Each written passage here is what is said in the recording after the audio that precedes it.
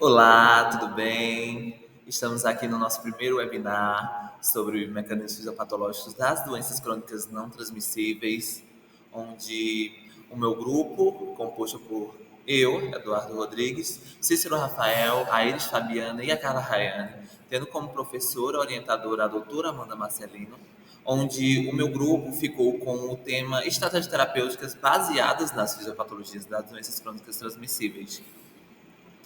Introduzindo a esse assunto, o que seriam as estratégias terapêuticas baseadas nas fisiopatologias das doenças crônicas não transmissíveis?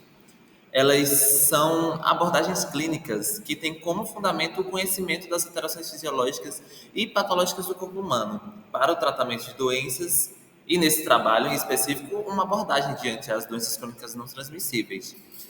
Essas estratégias terapêuticas, elas se concentram em compreender como uma condição fisiopatológica, ela afeta os processos fisiológicos normais e, a partir desse entendimento, selecionar ou desenvolver tratamentos para corrigir ou aliviar essas disfunções. E os avanços no entendimento das fisiopatologias, elas têm desempenhado um papel crucial no desenvolvimento das estratégias terapêuticas mais eficazes e personalizadas. E a fisiopatologia, que estuda as alterações funcionais e estruturais dos nossos processos de doenças, fornece informações detalhadas sobre os mecanismos moleculares e celulares envolvidos em várias doenças. E então, partindo para essa visão celular, não podemos deixar de pontuar os alvos moleculares. Que os alvos moleculares, eles são estruturas biológicas específicas, geralmente moléculas, que desempenham um papel importante no desenvolvimento e na progressão de doenças. Eles são identificados como pontos de intervenção em estratégias terapêuticas modernas, especialmente em medicamentos que buscam atuar de forma precisa no mecanismo da doença. Esses alvos moleculares, eles possuem um papel central no desenvolvimento das terapias modernas, especialmente na medicina personalizada e nas terapias-alvo. Esses são moléculas específicas, como proteínas, ácidos nucleicos ou outras estruturas biológicas que desempenham um papel crítico na fisiopatologia da doença. E a identificação e o estudo desses alvos, eles têm transformado abordagens terapêuticas em várias áreas da medicina. E nesse contexto, trazer alguns inibidores moleculares como exemplo. E aqui inicialmente trago, diante a diabetes, um tipo de inibidor, é o inibidor, primeiramente, o CGLT2, que ele é um cotransportador sódio-glicose tipo 2, que faz parte de uma classe de medicamentos usados principalmente no tratamento da diabetes mellitus tipo 2, que aqui eu trago uma imagem como exemplificação do seu mecanismo de ação, que esses medicamentos, eles atuam nos rins, aqui mostrando o exemplo da filtragem nos rins, os néfrons. Mais especificamente, ele tem a sua ação no túbulo contorcido proximal renal, onde eles inibem a ação desse transportador de CGLT2, que é responsável pela reabsorção da glicose filtrada pelos rins. No início, aqui vemos na imagem, temos o início dos néfrons, onde temos o início do túbulo contorcido proximal, onde acontece aqui, ó, a filtragem da glicose, e no início, onde temos a molécula de CGLT2, é onde depois que essa glicose que vem do sangue, ela é filtrada, ela ia ser reabsorvida novamente. Então, esses inibidores, eles vão fazer a função contrária, onde essa glicose ela não vai ser reabsorvida novamente para a circulação sanguínea, sendo então eliminada uma quantidade maior na urina, fazendo essa diminuição glicêmica no sangue.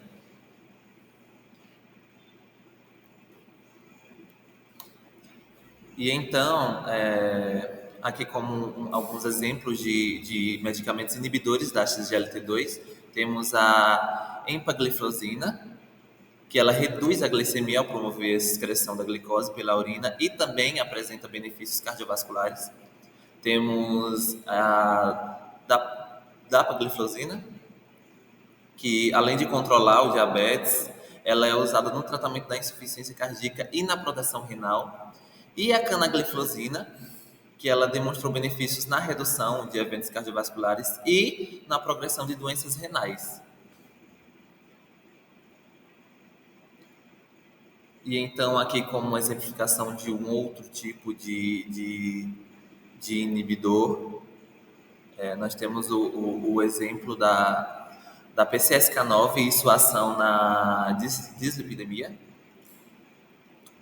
E os inibidores de PCSK9 são anticorpos monoclonais que atuam bloqueando a ação dessa proteína. E ao inibir a PCSK9, esses medicamentos eles aumentam o número de receptores de LDL na superfície do fígado, o que potencializa a remoção do colesterol LDL na corrente sanguínea. E então como exemplos de medicamentos inibidores, temos o evolocumab, que ele reduz significativamente os níveis de LDL, colesterol, especialmente em pacientes com a hipercolesterolemia familiar. O alirocumab, que ele auxilia no controle do colesterol e em casos altos de risco cardiovascular, quando as estatinas, que fazem parte de um grupo que também age nesse controle do colesterol, e quando as estatinas não são suficientes, é também utilizado o alirocumab.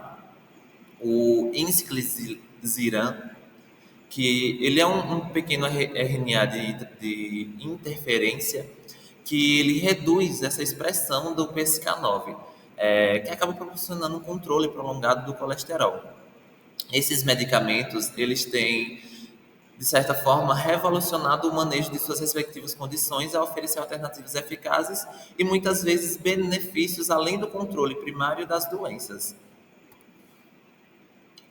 Então, aqui onde partimos para as terapias anti-inflamatórias. Então, as terapias anti-inflamatórias com uso de medicamentos esses que reduzem ou impedem o processo da inflamação causada por lesões ou infecções. E a inflamação, ela é uma resposta do sistema imunológico que aumenta o fluxo sanguíneo no local da lesão e libera substâncias para combater o agente agressor. E como exemplo dessas terapias, temos o uso dos inibidores de L1 e L6. Iniciando então com os inibidores de L1, que fazem parte do grupo das interleucinas 1, são agentes terapêuticos usados para modular as atividades interleucinas 1, uma citocina pró-inflamatória envolvida em diversos processos inflamatórios e imunológicos. A IL-1 ela desempenha um papel crucial em doenças crônicas não transmissíveis associadas à inflamação, como doenças cardiovasculares, diabetes tipo 2, artrite reumatoide e algumas doenças metabólicas. A citocina interleucina 1 é uma mediadora central da inflamação aguda, contribuindo para a febre, dor e distribuição tecidual em doenças crônicas. E os inibidores de IL-1, eles são usados em doenças com hiperativação inflamatória. Então, como o exemplo de alguns medicamentos, né, com a ação de inibidores de IL-1, temos o uso da anaquina, que é um antagonista do receptor L1, que ele é usado em condições como artrite reumatoide, síndrome periódica associada à crioperina e a gota refratária. A canakinumab é um anticorpo monoclonal que bloqueia a IL-1, a beta, e é eficaz em doenças autoinflamatórias e artrite idiopática juvenil e também a síndrome periódica associada à crioperina. E também tem sido estudado na prevenção de eventos cardiovasculares em pacientes com inflamação subjacentes. E partindo para um outro tipo de inibidores, temos os inibidores IL-6, que fazem parte da interleucina, só que do tipo 6. Ela é uma classe de medicamentos que atuam bloqueando os efeitos das interleucinas tipo 6. Uma citocina pró-inflamatória crucial no desenvolvimento de diversas condições inflamatórias e autoimunes. A IL-6 ela desempenha um papel central na regulação do sistema imunológico, inflamação e metabolismo, tornando os inibidores da IL-6 uma ferramenta valiosa no tratamento de doenças crônicas não transmissíveis, associadas à inflamação. A IL-6 ela é uma citocina chave na inflamação crônica e autoimune, com um impacto significativo em condições articulares, hematológicas e sistêmicas. E como uns exemplos de medicamentos de inibidores de IL-6, nós temos o tocilizumab, que é um anticorpo monoclonal que inibe o receptor do IL-6, usado em artrite reumatoide e a arterite das células gigantes e tempestade de citocinas. E a sarilumab, que ela é similar ao tocilizumab, que é aprovado para artrite reumatoide moderada e a grave também. E então, saindo um pouco das terapias inflamatórias, partimos para a imunoterapia, onde a imunoterapia ela refere-se ao uso de tratamentos que modulam ou reformam o sistema imunológico para tratar doenças como doenças autoimunes, doenças inflamatórias, crônicas e algumas neoplasias, como os cânceres. Como exemplo, podemos citar as terapias com os inibidores de checkpoint, que o checkpoint, especificamente o checkpoint imunológico, que representa uma das significativas inovações de tratamento de câncer nas últimas 2 décadas. E eles têm revolucionado a forma como tratamos o câncer ao modular o sistema imunológico para reconhecer e atacar células cancerígenas de forma eficaz. E então, o que seriam esses checkpoints imunológicos? Então, o sistema imunológico humano ele é projetado para proteger o corpo contra outras infecções e células anormais, como as células cancerígenas, por exemplo. No entanto, o sistema imunológico ele precisa ser cuidadosamente regulado para evitar ataques às células normais do corpo, resultando em doenças autoimunes. Essa regulação ela é realizada através dos checkpoints imunológicos, que atuam como freios que controlam a ativação de respostas imunológicas.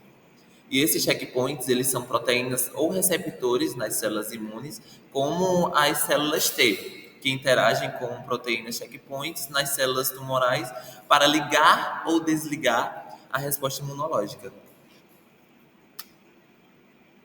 E então, como as células cancerígenas, elas usam esses checkpoints? As células cancerígenas, elas têm uma habilidade notável de escapar da vigilância do sistema imunológico, digamos assim. E uma das formas que os tumores utilizam para escapar de respostas imunes é explorar os checkpoints imunológicos, induzindo uma resposta imune que inibe, que de certa forma é inibida e enfraquecida. E isso acontece porque muitas células tumorais elas exibem proteínas de checkpoint, como o PDL1, que é que ele ligando-se ao PD1 nas células T, que eles desativam as células T, que seriam responsáveis por atacar as células cancerígenas. Então, inibidores de checkpoints imunológicos, eles são terapias que bloqueiam esses freios de resposta imunológica, permitindo que as células T do sistema imunológico reconheçam e ataquem as células tumorais. Ao inibir essas interações entre proteínas checkpoints, essas terapias elas ativam a resposta imune do paciente, fortalecendo a capacidade do corpo de combater o câncer. Então, como exemplo, alguns principais inibidores de checkpoints imunológicos, temos o PD1, que é uma proteína de checkpoint presente nas células T, que quando se liga à proteína PDL1, que é presente em muitas células tumorais, ele reduz a atividade das células T, impedindo que elas ataquem o tumor. Em sua terapia, os inibidores de PD-1, como o nivolumab, eles bloqueiam essa interação, desbloqueando as células T e permitindo que o sistema imunológico reconheça e destrua essas células cancerígenas. Temos exemplo também dos inibidores de CTLA4, que é uma proteína de checkpoint que também regula a atividade das células T, mas em um estágio anterior da ativação imune no linfônodo, antes que as células T cheguem ao tumor. Em sua terapia,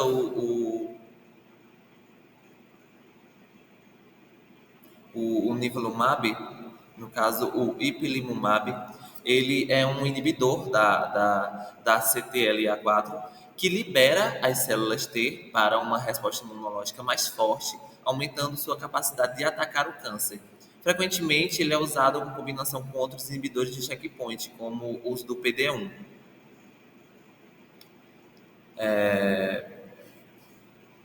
E trazendo um ponto em questão a essa revolução no tratamento do câncer. As terapias de inibidores de checkpoints, eles são frequentemente mais eficazes em pacientes cujos tumores eles apresentam uma expressão elevada do PDL1. Isso permite uma abordagem mais personalizada e precisa para o tratamento com base no perfil do tumor de cada paciente. E não podemos deixar de destacar que a importância de um cuidado, de uma terapia personalizada como exemplificação disso a farmacogenética, que trago aqui introduzida então nas terapias personalizadas, que seriam abordagens de tratamento adaptados às características individuais de cada paciente, considerando fatores como genética, biologia molecular, histórico clínico e resposta aos tratamentos anteriores. E o objetivo é otimizar os resultados terapêuticos, minimizando efeitos colaterais e aumentando a eficácia do tratamento. E a farmacogenética, que é um tipo dessas terapias personalizadas, ela estuda como as variações genéticas individuais influenciam as respostas a medicamentos. E isso permite prever quais tratamentos terão maior eficácia e causarão menos efeitos colaterais para um paciente específico, ajudando a escolher a dosagem e o tipo de medicamento mais adequados para cada indivíduo. Como exemplo da farmacogenética, o uso da warfarina, que a farmacogênica, como ela estuda como a variabilidade genética de um paciente influencia respostas a medicamentos, como um exemplo de um uso clássico, que é o uso da warfarina, que é um anticoagulante amplamente utilizado, e o metabolismo da warfarina é afetado por variações no gene da CYP2C9 e VKORC1, que estão envolvidos no metabolismo de medicamentos, na sua eficácia, e pacientes com variantes nesses genes podem ter maior risco de sangramentos e podem necessitar de doses ajustadas. E terapias personalizadas, elas vão testar esses genes antes de prescrever o warfarina para ajudar a ajustar a dose do medicamento de maneira mais precisa, melhorando a segurança e a eficácia do tratamento, evitando efeitos adversos como sangramentos graves. E esses tipos de terapia, então, eles promovem tratamentos personalizados, otimizando a eficácia e reduzindo efeitos adversos e melhorando os resultados clínicos. E então, como conclusão a esse trabalho, podemos destacar a importância de que as estratégias terapêuticas voltadas para as doenças crônicas não transmissíveis, elas desempenham um papel fundamental na saúde pública contemporânea e diante de um aumento exponencial na prevalência dessas condições e de seu impacto socioeconômico em investir em tratamentos eficazes e personalizados que acabam sendo indispensáveis. E os avanços científicos, como o uso dos inibidores de citocinas e outras terapias inovadoras, não apenas transformaram o manejo das doenças crônicas não transmissíveis, como também trouxeram esperança para milhões de pacientes ao redor do mundo. E essas intervenções não se limitam a prolongar a vida, mas também promovem a qualidade de vida e a funcionalidade, permitindo indivíduos com doenças crônicas não transmissíveis vivos de forma mais plena e ativa.